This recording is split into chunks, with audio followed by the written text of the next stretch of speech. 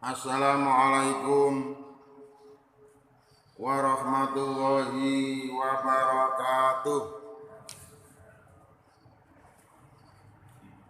Bismillahirrahmanirrahim.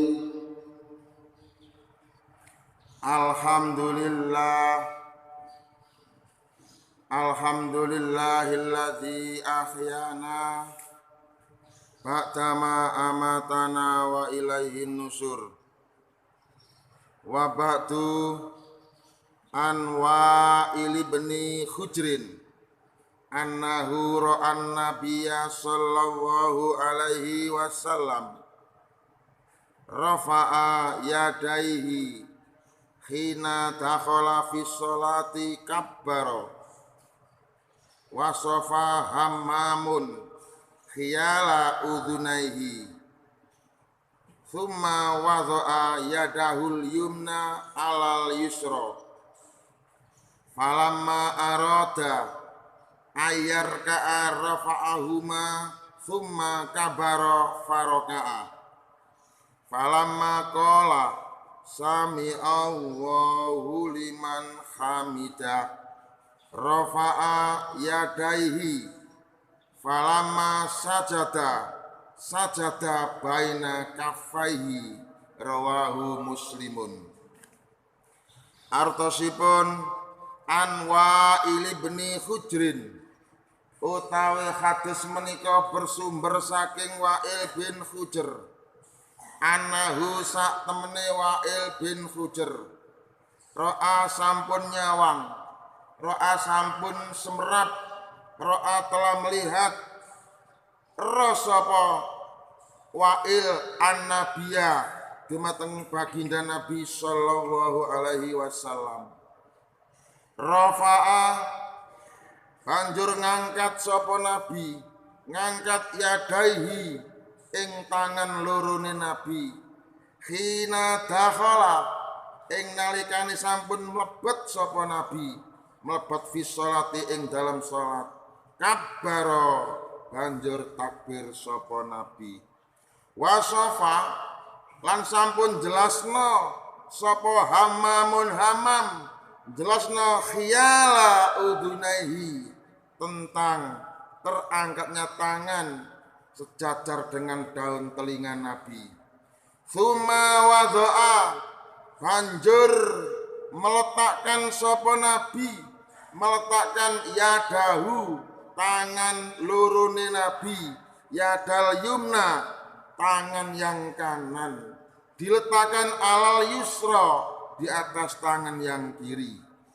Falamma arada mongko ing nalikane menghendaki sapa Nabi ayyarka'a ing yen to rukuk sapa Nabi rafa'a mongko ngangkat sapa Nabi, ngangkat huma ing tangan lorone Nabi.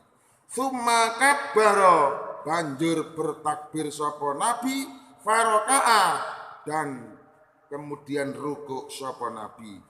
Falamma qala mongko nalikane ngucap sapa Nabi sami Allahu liman hamidah rafa'a mongko ngangkat sapa Nabi, ngangkat yadaihi ing tangan lorone Nabi. Falamma sajada mongko nalikane sujud sapa Nabi, sajada baina kaffaihi maka dia sujud di antara telapak kedua tangan Nabi. Rawa wis ngriwayatnahu ing hadis Muslimun sapa Imam Muslim. Hadis bersumber dari Wa'il bin Hujr bahwa ia pernah melihat Nabi sallallahu alaihi wasallam mengangkat kedua tangannya ketika beliau mulai mengerjakan sholat. Beliau bertakbir Allahu Akbar. Lalu Hammam menjelaskan bahwa tangan Nabi tersebut diangkat sejajar, diangkat setinggi dengan daun telinganya. Allahu Akbar. Berarti tangannya itu sejajar atau setinggi dengan daun telinga Nabi ketika beliau mengangkat tangan di saat bertakbir dalam memulai sholatnya. Lalu Nabi meletakkan tangan yang kanan diletakkan di atas tangan yang kiri, dan ketika Nabi akan rukuk, beliau mengangkat kedua tangannya sambil bertakbir Allahu Akbar, lalu rukuk. Pada waktu bangkit dari rukuk, beliau membaca Sami Allahu liman hamidah sambil kedua tangannya diangkat sejajar dengan daun telinganya. Ketika sujud, beliau sujud di antara kedua telapak tangannya. Hadis riwayat Muslim. Para hadirin, hadis ingkang sampun kula waos kala wau kula paringi tema judul inggih menika bab posisi tangan kanan harus diletakkan di atas tangan kiri antara perut dan dada setelah takbiratul ihram. Dan ketika sujud, kedua telapak tangan harus diletakkan pada tempat sujud yang sejajar dengan pundak.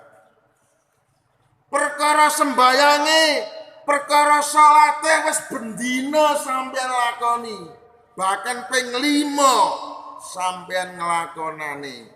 Iki nek kapan dilakoni sing wajib, nek sampeyan tambahi sing sunat-sunat malah lebih dari 5 kali.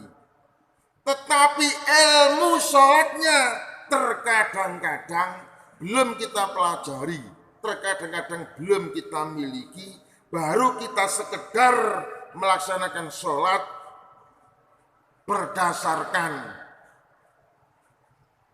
pengalaman yang dilihat baik dari temannya atau dari orang lain ataupun dari gurunya. Namun pada pagi ini kita akan mencoba untuk mempresentasikan bagaimana sebenarnya ilmu sholat yang diajarkan oleh Nabi atau dicontohkan oleh Nabi. Mari kita pelajari bersama. Apabila kita sudah paham, lalu kita praktekkan. Para hadirin ingkang kula hormati, dan kemudian selanjutnya hadis kalau mau saya beri penjelasan sebagai berikut. Ada beberapa pelajaran yang bisa kita ambil dari hadis tersebut, yaitu pelajaran seputar tata cara sholat, khususnya tata cara dalam hal menempatkan posisi tangan ketika akan ruku. Nek kapan ruku posisi tangan kita itu seperti apa? Tata cara menempatkan posisi tangan ketika bangkit dari ruku, tata cara menempatkan posisi tangan ketika sujud dalam sholat.